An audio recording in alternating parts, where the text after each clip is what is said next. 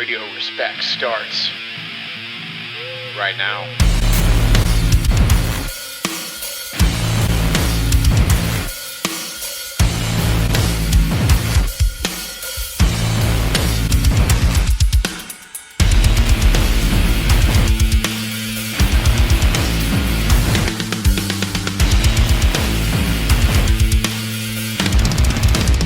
It is I, ep.007, here in Respectable Street on the 500 block of Clematis Street in downtown, West Palm Beach, Florida. Point at the camera more, you dickhead. Yeah, hi. Welcome to Radio Respects. Sort of. This is gonna be the first of its kind ever before. A special video about one thing. Not a bunch of things, but one thing. Sort of, kind of, not really. We're going to experiment with doing things in segments, with doing things separated, with doing things differently. Experimenting, because this early on, finding our sea legs, now's the time to see what randomly works. Now's the time to see what, quite frankly, doesn't work, and course correct in hopes of not instilling bad habits or getting ingrained with just a shitty way of doing the show when there are better options. So whatever. Hi, I'm H7. Thank you for tuning in. I think this is episode 7. This is episode 7 or 8 of Radio Respects. I appreciate the living shit out of you for joining me here today. So, your boy is here to talk about the 30th anniversary of Mortal Kombat and the fact that it is coming this year with but a whimper, if you ask me anyway. There is so much we could be getting in the way of remasters of the original MK trilogy, which were in fact in the works by a company called iBallistic. I have the information here. I wanted to show you guys all this wild nonsense because as Mortal Kombat turns 30, you have to wonder, there are all these expanded and enhanced editions of your favorite childhood games being repackaged and sold to you, and quite frankly, they're garbage. So, why not MK? Why not a good, decent HD remaster of, quite frankly, a very easy-to-replicate fighting game? With today's technology, it's merely a matter of legal issues, it appears, because there's a team of people in iBallistic who are a small little team of developers who have been working on this sort of passion project for years, it appears.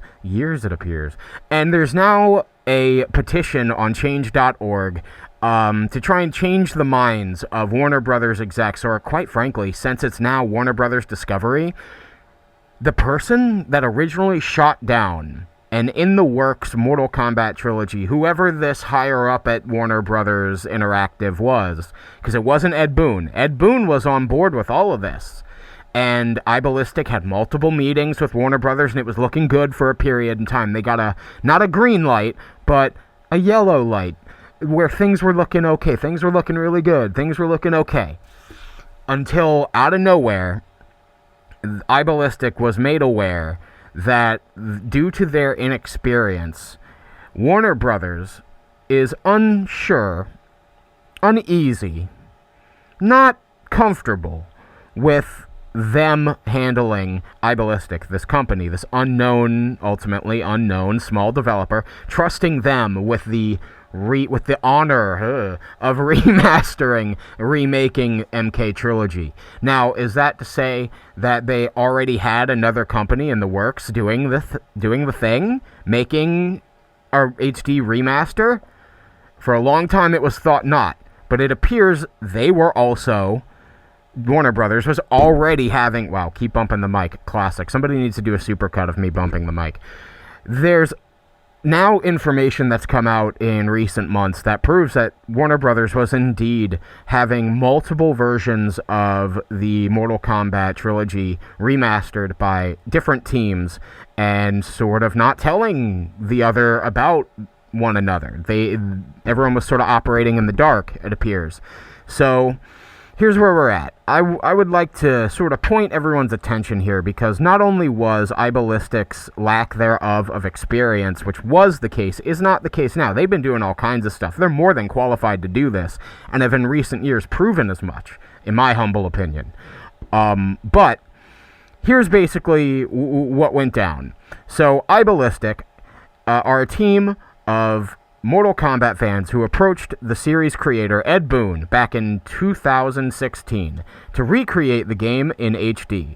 Now, although Ed fully supported them, Warner Brothers, who owns the Mortal Kombat IP, was unconvinced that the game would sell over 100,000 units worldwide, and thus they determined it wouldn't be worth the substantial cost of marketing such a product for sale. Now, I'm willing to bet this person is probably not even working at WB anymore. So here's what they were planning. They were planning to painstakingly recreate every detail of every stage, of every character in glorious 3D. And of course, every fatality, brutality, friendship, and animality. Now, the characters, the stages, will be getting a facelift to 4K resolution, 60 frames per second gameplay action through the power of Unreal Engine 5. I was like, that doesn't make no sense. Anyway, they're aiming to remake all of the music by giving it a modern cinematic sound that incorporates real instruments. That'd be interesting to hear covers of the original MK Trilogy music, so to speak. It would basically be covers. Anyway, the target platforms for the release would be the Nintendo Switch, Xbox Series, PS5, and PC.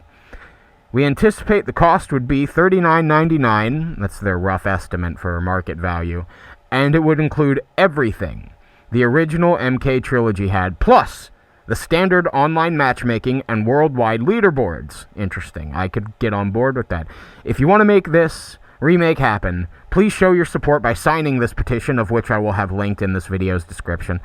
And perhaps they can show, by way of getting a metric fuck ton of signatures, whomever is now ahead of Warner Brothers Interactive, whomever is above Ed Boon making this decision, maybe can reconvince them, or convince them otherwise. Excuse me, what are words? What are words and syllables? October 10th, 1996 was the last time Mortal Kombat Trilogy was released on home consoles. Did you know that? Have you heard that? Have you heard about this? Have you seen this? That was nearly 25 years ago, kids. Let's bring back Mortal Kombat Trilogy. Earthrealm needs your support, and you can show your support by using the hashtag BBMKT. So, there's that. There's the link to that thing. I personally feel 30th anniversary, right, of the first game. Bonk. I personally feel 30th anniversary of the first game, right? What the fuck would be a better product to celebrate than this? It seems, on the flip side of things, we aren't getting much of anything. So I would like to cover what we are getting, though, because it's not all fucking sour grapes. We are getting some product, some merchandise, but it's almost no different from any other year. It's not like there's any more than usual special anniversary product coming, besides one thing. There is one thing, and we'll get to that. Now, I mean, God, but look at this 4K footage, man. Look at the 4K footage of Mortal Kombat HD Trilogy. Ooh. iBallistic dropped this shit. Look at that. That just looks beautiful. I'm on board. Cyrax right here. This character model looks insane. That is what we call a complete overhaul. There's Cyrax. Oh boy, there's Sub-Zero. There's look at this. Look at all of this. Yeah, I'm really sour grapes that this didn't happen, or hasn't happened, because it's my understanding this game is still quietly in development, but Warner Brothers is already having a remaster developed. What they do with it is anyone's fucking guess. It doesn't appear to be coming out this October. It doesn't appear to be on a release schedule I've seen anywhere. I mean, there have been things that have popped up here and there for international store listings for a Mortal Kombat Trilogy remaster that have popped up in the past, and there may be something to that. Maybe there was a plan to put out something with MK11 or MKX before support was discontinued, perhaps prematurely, which we all know COVID basically fucked up the development cycle for MK11, so that could be tinfoil hat. So what are we getting, though? What are we getting? Let's get into it. We're getting an arcade machine, so let's talk about it. Arcade 1-Up is going to give us the Midway Legacy arcade machine for Mortal Kombat 30th Anniversary Edition. Now, I'm sure you're looking at this, and there's one big glaring omission. There's one big missing thing. Let's see what we got here. Let's look at the artwork. Artwork looks incomplete. I like the riser. Okay, alright, let's check out these photos. Okay. So, the controller is angled this time. The screen is angled, which is good for anybody over 5'5". So, it's not going to be a painful experience. Damn, I mean, it looks cool, looks great, but we're missing something.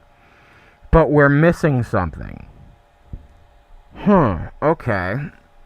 Okay, well, I'm not going to read this overview and bother you, but the whole thing is, it is Wi-Fi enabled, I guess. So, thou can play online a broken emulated version of Mortal Kombat. I guess 1, 2, and Trilogy, I'm assuming. I guess that's the case. Along with a shitload of other games. It's to be believed. So, that's the only piece of anniversary merchandise we're getting, kids. Yeah.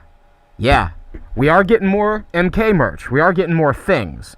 We are getting a little bit more. But as of right now, all that there really is, figures. McFarlane Toys is dropping a new wave of MK figures. Baraka gets, we've been talking about this. Baraka, Nightwolf, Commando Spawn, Kotal Khan. Well, Kotal Khan's out there right now, but the new 3 are the aforementioned. So that's new. We're getting socks. Look at this shit. We're getting socks. This is, alright, real quick drop off. A 1 ounce silver chibi coin for $100. They also have a special edition one of these that you can get for $200 if you really think who the fuck you are. I don't know, man. If they made this a Sub-Zero, I'd definitely bite. But that's just because I'm a mark. That's just because, look at me. This ain't it. With Queen Elizabeth Nunes the 2. I don't know. Can you tell? I don't know fuck about shit. Anyway. So, that's the extent of it. And then Storm Collectibles is going to drop their 12-inch Sub-Zero. He's up for pre-order right now. I would kill to get one of these, but I don't know. Life is bills. Anyway, unrelated. There's a Scorpion one. There's all this good shit. He comes with a shitload of accessories. Look at him. Those arm joints are a little painful. But let's see. He comes in his MK11 Classic skin. Comes with fabric outfits, 4 pairs of hands, a frost axe, 2 ice blasts, ice skull, and 4 spears. A lot of accessories, but for a price tag of $250, you're fucking better. That's what I'm saying. Like, he looks beautiful, he looks cool, but that's the extent of it. That's the fucking extent of it. So, what else is there? There's Mortal Kombat 2, the movie. Mortal Kombat 1 came and went. It was a pandemic movie. However, the thing is, it wound up being quite successful considering the circumstances. Being a pandemic flick, it wound up all completely smashing streaming numbers and all that good shit. It has beaten the Batman. It has beaten the Suicide Squad. It has beaten Wonder Woman 84. It has beaten the Matrix 4. It beat Dune. It beat Zack Snyder's Justice League at 4.3 million views within the first 3 days of being live on HBO Max. It is a good time to be alive, my friends. At least for MK fans, sorta. Now, I will spare you my actual opinion of the first movie. I liked it, but it clearly got edited down to shit. It clearly isn't what was originally greenlit, and that kind of shows on the screen in certain places. So, with Jeremy Slater actually halfway through the sequel script, to my knowledge, he's been doing the rounds regarding Moon Knight press, and he dropped some things about potential characters and things like that. So, I'm going to read to you this glorious little article, because it's arguably the only real informative bit of news we have on MK2 right now. And it is that it is, in fact, as I said, being penned by Jeremy Slater, best known as the head writer and executive producer for Moon Knight on Disney+. comicbook.com had the chance to get this little quote off of him. So he confirmed Johnny Cage, and he teased some other new characters. But let's see. When asked how much freedom Slater has been given to add new characters, the writer reveals that everyone has been flexible. However, adding new characters is a delicate balance given all of the returning characters from the first movie, which already had a pretty large cast. In fucking deed. So, Slater is quoted as saying, "They're really flexible because a lot of it is just who do we want to see, and a lot of it is who have the fans really been clamoring for, because I'm sure you know Mortal Kombat has an incredibly passionate and incredibly vocal fan base on social media." I mean, most video games do. I mean, look at what's going on with Halo getting torn apart by the fucking internet. So, anyway. And there are people that they really want to see in these movies and relationships that they really want to see. And part of the problem is we've got a lot of returning characters from the first movie that you already have to balance. So if the last movie introduced 10 characters, we can't necessarily turn around and introduce another 10, because then you're dealing with 20. Yeah, that's math. Then it becomes sort of a cameo parade. Good point. Wow, okay, so he seems to be... He's more so looking at, like, okay, who are your favorite 3 or 4 heroes, and who can we add in the realm of 3 or 4 villains? Slater continued dropping various names like Katana and Aaron Black, even though he didn't go so far as to actually confirm them. He said, "How do we introduce some of these great characters, but use them in a way that feels satisfying and doesn't feel... ... You don't want Aaron Black to just kind of walk in the background and everyone goes, oh, yeah, that was him. If you're using a character, if you're using that character, or you're using Johnny Cage or Katana or Devora, oh god, they're going to do Devora. I can feel it. If you saw that the most recent animated movie, how they wedged certain characters in there, that might be an indication as to where Warner Brothers is going to be like, hey, can you add Kintaro? Add the Catman. Hey, can you add fucking so-and-so? Add Devora. Add the Bug Lady. You know. Slater concluded by noting that the focus isn't just incorporating fan-favorite characters, but making sure they are well realized, which ties back into his previous point about the sequel not being a cameo parade. Amen to that, sister. Just because they have 50 characters at some point plus in this goddamn franchise doesn't mean you need fucking 37 of them in Mortal Kombat 2. Let's do some cool stuff, right? Let's do some cool stuff, and then let's see what happens if we get a 3. You can add more characters, and then you can do other things. You can expand the universe a little. I like where this man's head's at. I like where Mr. Slater's head's at. Hey, Warner Brothers, if you need masks, you need a man, I know they're already in pre-production. There's no way. This is going to fall on deaf ears. I'm available. H7 is available. Anyway, so, here we go. 30th anniversary with but a whimper. That doesn't seem like much fanfare, does it? It doesn't seem like much is coming our way in celebration of 30 years of combat, right? No, none of it. Fucking none of it. So, are you going to be partaking in any of these pseudo-celebratory products? Are you going to consume aimlessly, like I? Or do you wish, like I, there was maybe more? Maybe a little bit more? Maybe that MK trilogy thing? Maybe another company grabs the Mortal Kombat toy license and maybe does MK Classic figures that aren't $100 to $200 to now $1,000 in some cases. Storm Collectibles. Todd, Mr. McFarlane, calling Mr. McFarlane. Will you please procure the MK Classic license, Mr. McFarlane? If anybody could be entrusted to do really, really over-the-top, beautiful MK11 variant, like, that's the thing! Do it with the MK11 license, and just make the fucking, the classic skins. Do one sculpt of the bodies for the ninjas, and a bunch of alternate heads. Boom. Boom! I just sold you a fucking battle pack. You could do Reptile, Smoke, Scorpion, Sub-Zero, Ermac, Rain. Oh, God. All of Noob Saibot. You could... And yet, we get none. We get nothing of this sort. Jazzwares on the 20th, it was either the 20th or the 25th anniversary, right? They put out these figures. I'll post photos of them here. And they weren't great, but they were at least something. They were at least something celebrating the milestone marker that MK was celebrating. It was something.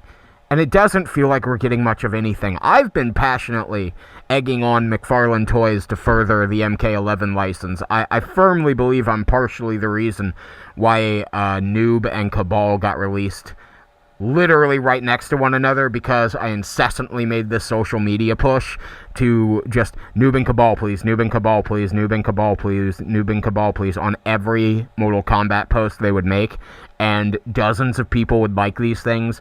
It would get to like 50 likes, a top comment on every post, and I'm sure they saw that and were like, oh fuck, we gotta make Noob and Cabal, and then go figure, here's Noob and Cabal.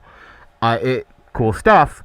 So I'm hoping I can use some of that same voodoo and maybe bully Todd McFarlane into making classic Mortal Kombat figures for the sake of this less than ceremonious anniversary. I'm hoping Warner Brothers gets their shit together. Granted, they just got completely ran the fuck through by Discovery. So who's to say who's even in control of Warner Brothers Interactive? Who's in control of their gaming department right now? Is it the same people? Are they no longer going to be in their seat of power by the time of the MK 30th anniversary? Is it too late to plan something? Is it too late to actually plan any sort of celebration? Or will the day come and we will merely have to celebrate with, I don't know, a hashtag? A fucking hashtag. Is that where we're gonna be with this? It feels like it. Deep down in my bones, I feel like the day is gonna come. There's not gonna be any special products or anything cool like that. You can buy your $1,000 arcade cabinet and play your fucking ROM emulated versions of MK Trilogy. I have the Mortal Kombat 2 arcade one-up. I still haven't built it yet, but that's just me being me. So, I don't know. I can't hate on you for if you want to do that, but it's missing Daniel Pacina on the side. It's just the dragon. So what? Am I gonna have to now go to Etsy and buy a Daniel Pacina decal? Like, is that gonna be Daniel's new merch item, selling decals for the fucking arcade one-ups? I could see it. Arcade one-up decal. Or just, no, mini arcade decal. That way you don't get sued. And it's just, like, a reshot version of that photo. Maybe. I don't know. I'm just thinking out loud. Because, like, it doesn't seem like anyone else is. It doesn't seem like there's this big rally cry for a franchise that is notorious for selling more units per game than the population of some small countries. This isn't just some game. This isn't just some franchise. This is something that took over and captivated kids throughout, like, over half of the 90s, up until, like, 91, or what was it, 92, to fucking, I would say Mortal Kombat 4. Was just a ride. It was Beatles Mania. It was Combat Mania. And if you weren't there for it, for the live tour, for the cartoon show, Defenders of the Realm, if you weren't there for Mortal Kombat Conquest with a C, stupid. That's an idea. Bring back Mortal Kombat Conquest, but like new, fresh, rebooted, modernized, completely new characters, all in the new timeline, but it's now a Mortal Kombat Legacy TV show. For HBO Max or some shit like that. That is, if HBO Max even survives the Warner Brothers Discovery merger / acquisition / it is looking dark. So, maybe it's because the company is in such upheaval that we may not get a 30th anniversary celebration. Who's to say? We won't know. But all we do know is that Ed Boon himself has more or less said that there isn't really any plan for anything, to his knowledge, in regards to a 30th anniversary anything. So what he's doing is sharing behind-the-scenes videos from the creation of things like the stances for Scorpion and Sub-Zero, developing their separate fighting stances to... Shows my education. There's also this video he's showing of Raiden doing all the moves and losing his hat. It's a great time. On top of that, fuck me, Mortal Kombat Deadly Alliance turns 20. Oh, Jesus. So, there's all this. All this and then some. But the problem is that none of it's being celebrated.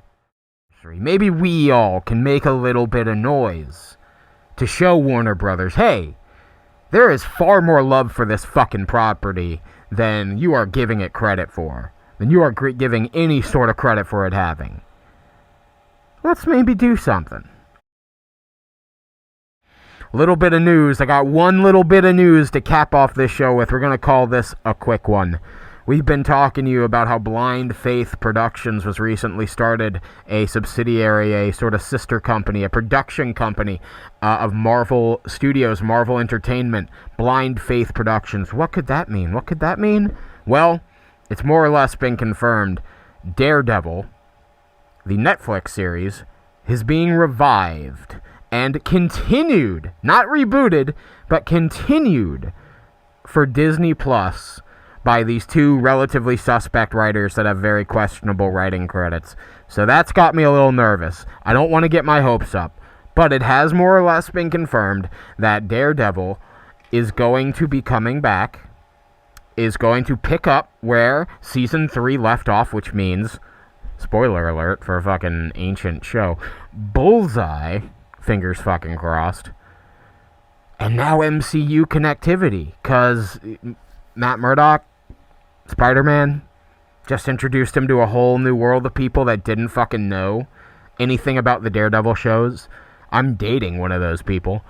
But that then opened a opportunity to share these shows with people who, in most cases, if they've never seen Daredevil, Jessica Jones, The Punisher, Iron Fist, Luke Cage, or The Defenders, people that have never seen these shows will immediately be kind of taken back by their violence, by their language, their subject matter being far more adult than anything the MCU really kicks into gear, in my opinion. I could be wrong. Fuck do I know. But it opened, again, Daredevil being in Spider-Man, it opened, or so to speak, Matt Murdock being in Spider-Man, opened the door for there to be something relatively new for folks that isn't new at all. So those of us that are quasi elitists, so to speak, can sit there from above and go, you didn't know about Daredevil? No, I'm kidding. Don't do that to people. Don't gatekeep fandom. That shit's so fucking cringy. Gatekeeping fandom is fucked up. If somebody discovers something that you've known about for years and they're just a whole new world, just fucking welcome them in with open arms. Don't be a fucking tool about it. Just educate them. Educate them, get them into the thing, because if they like the thing, that's one more fan for the thing. That's one more person to support the thing that you like, and that is what it's all about, right? Consume product. Consume! Sorry, R.I.P. your ears. So, I wanted to give you that little bit of news. Daredevil is being revived and continued. Are you ready? I'm ready. I hope it's not nerfed. I really hope they don't nerf it and, make it all tame. I'm here for something a little like the Netflix bit. I realize you can't go full Netflix, but what you can do is introduce a dose of that to these MCU kids, and who knows, it could be a good time. That's my opinion. I'm very, very excited to see what happens with it. I'm very, very anxious to see if this show ends up just... Watch they do the classic bait and switch. Watch they do the Book of Boba Fett thing where they claim it's a Daredevil series and it winds up just being like the Karen Page Chronicles. They got close to doing that in the Netflix series. There are some episodes where you're just like, what fucking show is this? What's up, Karen? What's up, Karen? Why don't you go over there?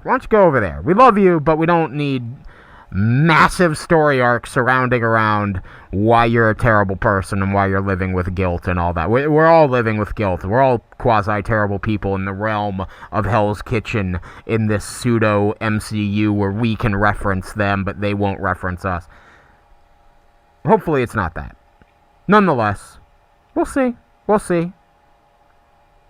That's where I'm at. I hope you enjoyed this little bit. If you feel the same way or completely different, comment, like, subscribe, do whatever that bullshit is that you're supposed to do on this platform. Share these videos. Do that. Share these videos. Tell people about the show. If you tell one person about the show and they like it, that's a success to me, because then it can kind of spread. Follow us on all the shit. Follow me at Underlined Inc. on all social media. This show is readily available on subcultureradio.com as well as youtube.com/underlinedinc. You can donate by way of paypal.me/h7isdead or via the link out and around. I gotta stop saying because that's not very professional. Anywho, that's all I have to say about that, kids. I hope you have a good fucking day, and if you don't, well, there's always the next one. See ya. I'm H7. This has been Radio Respects.